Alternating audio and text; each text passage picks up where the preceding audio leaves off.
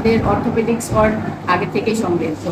এখানে senior junior consultant মিলে 4 জন consultant আছেন, অন্যান্য ডিপার্টমেন্টে যেখানে 1 জন কনসালটেন্ট। তো ফেলোশিপের সুবিধাটা আসার পর দেলোয়ার সাহেব আমাকে যখন বললো, আমি ওনাকে ওই ট্রেনিংয়ের সুযোগটা করে দিই যতটুকু আমার হাতে ছিল। তো উনি ট্রেনিংটা করে এসছেন আলহামদুলিল্লাহ।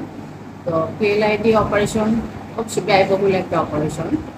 ঢাকা থেকে একটা টিম এসে আমাদের প্রথম যে রোগীটা পিএলআইডি অপারেশন করা হয়েছে, সে এখন সুস্থ আছে।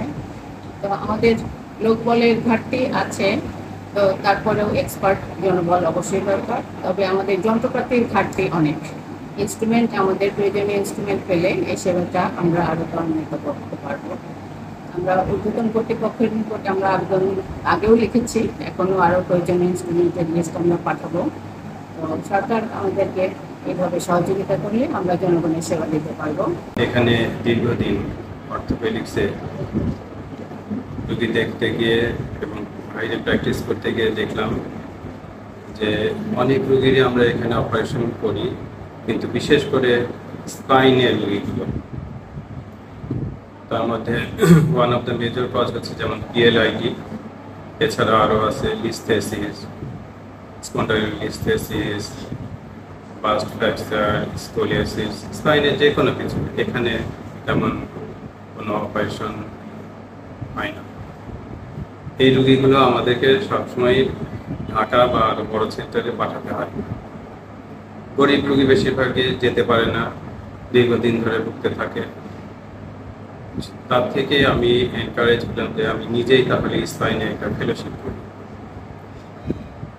আমি এবছরই প্রথম দিকে ফেলোশিপ কমপ্লিট করে এসে 19 তারিখে একটা অপারেশন করেছি। আলহামদুলিল্লাহ অপারেশন সুন্দরভাবে সম্পন্ন হয়েছে। রোগীও এখন সুস্থ, হাঁটাচলা করছে, সেও সন্তুষ্ট। কিন্তু এই অপারেশন করতে গিয়ে আমরা অনেক ধরনের সমস্যায় পড়েছি। এখানে কোনো যন্ত্রপাতি নাই সরকার থেকে সাপ্লাই দেওয়া। আমরা পুরো টিমটা ঢাকা থেকে আনতে হচ্ছে, তাদের সঙ্গে যোগাযোগ করতে হচ্ছে।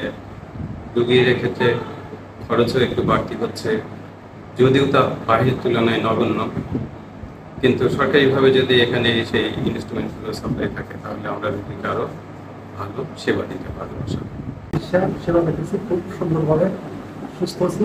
যারা যাবে এই সমস্যা দেখা থাকে তারা এই সমস্যা সেবা পেতে সমস্যা নাই, খুব সুবিধা আছে।